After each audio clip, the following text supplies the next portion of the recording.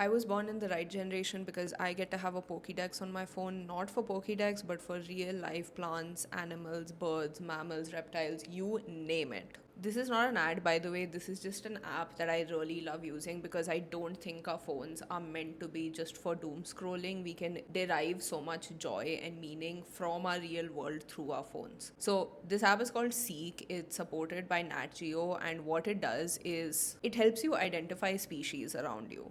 Like, I first downloaded this app a few years ago because I realized that when I'm in greenery, everything just looks like a blanket green to me, and I'm not able to make out the difference between different plants and trees. And even if I do, I don't actually know anything about them. And I wanted to know more about it because, connecting with nature, knowing things about your environment, etc. Also, you guys know I just love collecting information. That's my hobby. So I downloaded this app, and I've had this as a Pokédex for so many years now. And I know that you can identify species either through like your iPhone gallery or through Google Lens, but this is not just identifying, it's collecting. Like, I have identified 126 plants, 9 birds, 5 mammals, 5 fish, 4 insect, and 1 reptile. And the app gives me like these little badges and medals for my achievements, which is all the validation I need. But my favorite feature that this app has is that whenever you scan something you've already scanned, it shows you the last time you scanned it and what picture you took. So, for example, I was on vacation in Thailand recently and I was like, oh my god, I have to go around everywhere scanning all these new plants because new part of the map unlocked. And